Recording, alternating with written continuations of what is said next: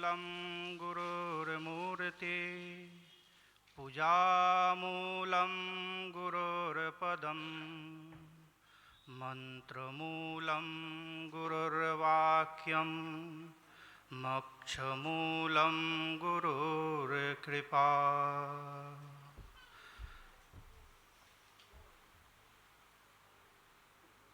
जगद्गुरु शंकराचार्य परमाराध्य गुरुदेव भगवान के श्री चरणों में दीर्घ दंडवत। मंचासीन यतिविंद, ब्रह्मचारी, दीजो पंडित और श्रोता के रूप में पुण्यात्मा बिंद।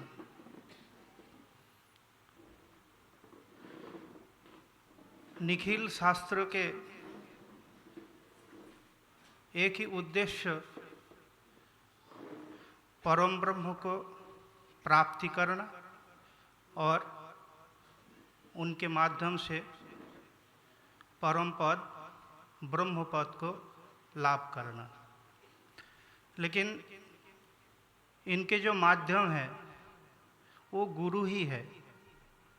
ये श्रुति स्मृति सब में इसका उल्लेख है। तो गुरु तत्व से बड़ तत्व और कुछ भी नहीं हो सकता। गुरु को प्राप्ति करना और गुरु को समझना, यही सारे शास्त्र और पुराणों का उद्देश्य ही है। क्योंकि गुरु बिना परब्रह्म में प्रवेश असंभव। तो हम लोग मोटे तौर पे ऐसा सुनते हैं, जो गुरु के पास, परंपरागत गुरु के पास से जिनको दीक्षा मिला है और साधना मिला है, उन्होंने इस शब्दों से परिचित है, जो गुरुभ्यो नमः, गुरु पादुकाभ्याम नमः, परम गुरुभ्यो नमः, परम गुरु पादुकाभ्याम नमः, परात्पर गुरुभ्यो नमः, परात्पर गुरु पादुकाभ्याम नमः, परमेष्ठि गुरुभ्यो नमः, परमेष्ठि गुरु पादुकाभ्याम नमः। यानी 4 गुरु है। पहला गुरु तो जो स्थूल गुरु है, जिससे हम मंत्र दीक्षा लेते हैं। उनको साधने के बाद जब उनको उनके दिए हुए जो सेवा है, गुरु सेवा क्या है?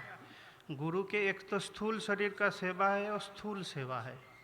सूक्ष्म सेवा गुरुजी ने जो साधन पद्धति बताया, उनको तन मन धन से उनके सेवा करना ही गुरु का वस्तु तो सेवा है। यानी गुरुजी ने जो मंत्र दिए हैं, उनके मंत्र का नित्य जप और जो भी पूजा पद्धति बोल दिए गए, वही उसको आदेश किया है, उसको करना। तो इसमें क्या होता है, पहले गुरु से हम संपर्क होते हैं, गुरु को हम जान पाते हैं। गुरु के जो स्थूल ज्योतिर्मय मूर्ति है, जो स्थूल गुरु को हम देखते हैं, उसके प्रकाश है, उसका प्रवेश, उसका दर्शन अपने हृदयाकाश में होता है। जब भी किसी ने गुरु के पादुका का पूजन, गुरु पादुका वंदन नित्य करते हैं, गुरु का मंत्र का जप करते हैं, तो ये है गुरु का दर्शन होता है। फिर उस गुरु के जो स्वरूप है, उस स्वरूप के अंदर लंबे समय किसी का लगता है, किसी का कुछ समय साधना निष्ठा के साथ अगर त्रिसंध्या में साधना किया जाता है, तो गुरु के जो स्थूल स्वरूप है, उस स्वरूप के अंदर गुरु के जो मंत्र स्वरूप है, जो परम गुरु, उस जो मंत्र गुरु ने दिया है, उस मंत्र का स्वरूप का दर्शन होता है गुरु के स्वरूप के अंदर। फिर कुछ दिन साधक उसका सेवा करते हैं। सेवा करते करते फिर वो जो गुरुजी ने जो मंत्र दिए हैं, मंत्र के अंदर जो शक्ति है, सारा ब्रह्मांड शक्ति के बिना कोई अस्तित्व नहीं है। तो मंत्र के अंदर भी शक्ति रहता है, मंत्र के देवी रहता है। उनका दर्शन जब होता है, उनकी कृपा जब होता है, उनको बोलते हैं परमेष्टि गुरु का दर्शन,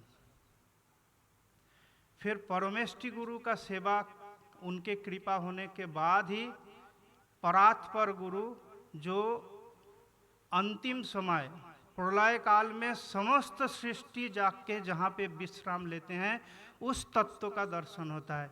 वो है परात्पर गुरु, जो महावाक्यों का अर्थ है तत्तम असि, अहम ब्रह्मस्मि। वो जो स्थिति है वो है चतुर्थ गुरु का जो स्थान है वो है। तो इसलिए सारे शास्त्र में यह कहा गया है जो गुरु के माध्यम से समस्त कुछ प्राप्ति संभव है। शिष्य को चाहिए गुरु के वाक्यों को ब्रह्म वाक्य मानना।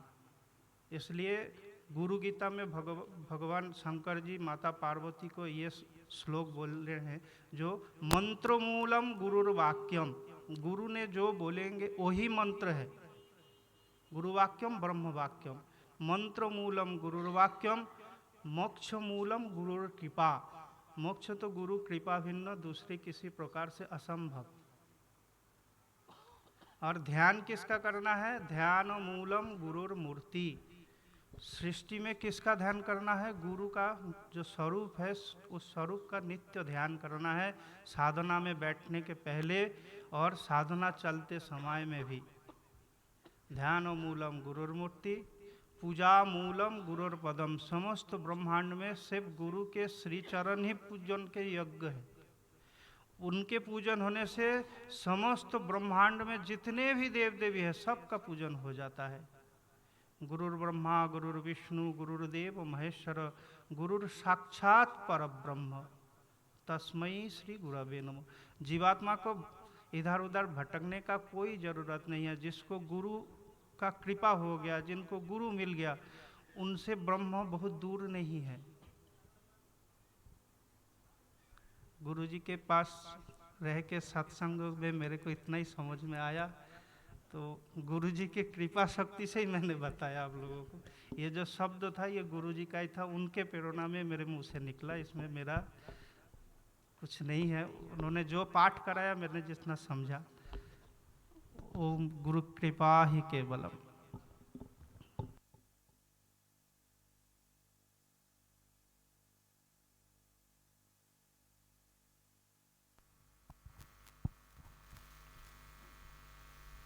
अत्यंत सहज सरल और